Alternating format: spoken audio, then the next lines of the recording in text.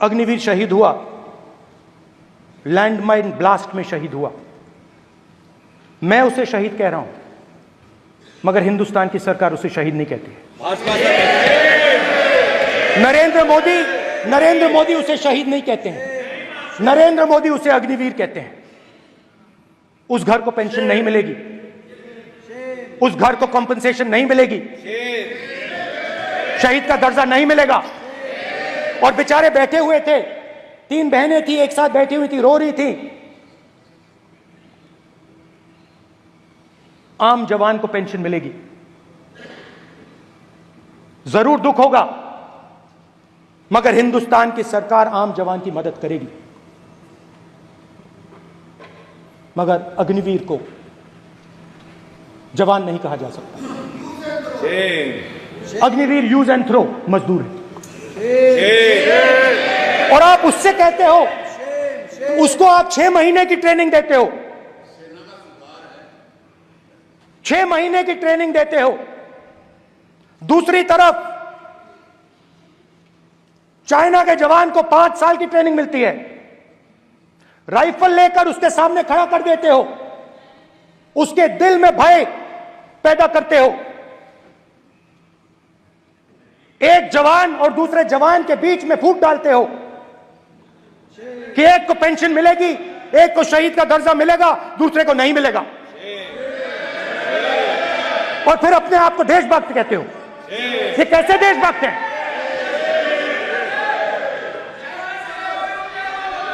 Film star जैसी photo थी उस लड़के की, फिल्म स्टार, बॉलीवुड स्टार की फोटो थी। मैं सोच रहा था, देखो इस युवा ने जान दी। Speaker sir.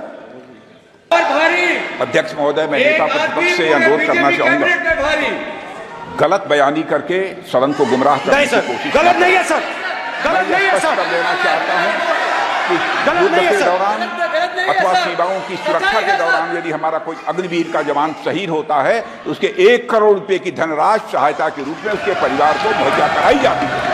इस प्रकार की गलत बयानी से सभी को गुमराह करने की कोशिश नहीं की जानी चाहिए। संसद महोदय। स्पीकर सर, देखिए, राजनाथ सिंह जी की एक राय है, मेरी एक राय है। सच्चाई अग्निवीरों को मालूम है, हमें बोलने की जरूरत नहीं है।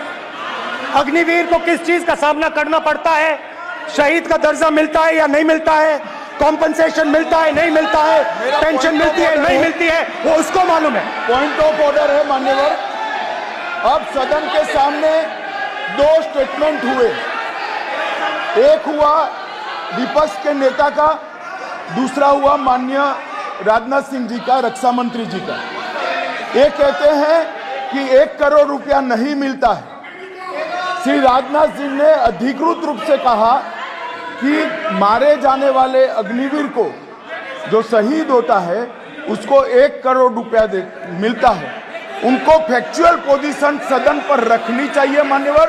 ये सदन झूठ बोलने की जगह नहीं है मान्यवर, यहाँ सच बोलना चाहिए। और अगर ये नहीं रखते हैं तो उनको, ये सत्यापन नहीं करते अपने स्टेटमेंट का, तो उनको सदन और देश से और अग्निवीरों से माफी मांगनी चाहिए माननीय। अग्निवीर की सच्चाई मैंने फ्लोर ऑफ द हाउस पे रखी है, और राजनाथ सिंह जी ने भी कहा है, जो रियलिटी है वो हिंदुस्तान की सेना को मालूम है, वो अग्निवीरों को मालूम है। उनके कहने से या मेरे कहने से कोई फर्क नहीं पड़ता, सच्चाई तो उनको मालूम है, उनको मालूम है सच्चाई कौन बोल रहा है। स्पीकर सर, देश की सेना जानती है, पूरा देश जानता है कि अग्निवीर स्कीम सेना का स्कीम नहीं है, पीएमओ का स्कीम है। और पूरी सेना जानती है कि स्कीम प्राइम मिनिस्टर का ब्रेन चाइल्ड था, स्कीम सेना का ब्रेन चाइल्ड नहीं था। जैसे नोटबंदी की गई वैसे ही आर्बिट्री तरीके से। अध्यक्ष महोदय, अध्यक्ष महोदय, मैं नेता प्रतिपक्ष से विनम्रता पूर्वक अनुरोध करना चाहता हूं कि कृपया वह सदन को गुमराह करने की कोशिश न करें। अग्निवीर योजना के संबंध में बहुत सारे लोगों से 158 ऑर्गेनाइजेशन के साथ सीधा संवाद स्थापित हुआ है, उनके सुझाव लिए गए हैं, तब यह अग्निवीर योजना लाई गई है और बहुत सोच समझकर यह योजना लाई गई है। और मैं यह भी स्पष्ट कर देना चाहता हूं, इस प्रकार की योजनाएं दुनिया के कई देशों में है, यूएस में है, यूके में है, वहां पर किसी को कोई किसी प्रकार की आपत्ति नहीं है। अब बिना अग्निवीर योजना के बारे में समझे, बिना उस संबंध में कोई पूरी जानकारी हासिल किए इस तरीके से सदन को गुमराह करना, इसे कदापि उचित नहीं ठहराया जा सकता। महोदय, मैं तो आपसे ये अनुरोध करूंगा, इसे सदन की कार्रवाई से बाहर निकाला जाना चाहिए। इनको अग्निवीर अच्छा लगता है, आप उसको रखिए, हम उसको बदल देंगे, हटा देंगे। सिंपल सी बात है, हमारी सरकार आएगी, अग्निवीर को हम हटा देंगे, क्योंकि हम सोचते हैं कि अग्निवीर सेना के खिलाफ है, जवानों के खिलाफ है, देशभक्तों के खिलाफ स्कीम है। हम इस स्कीम को नहीं चाहते।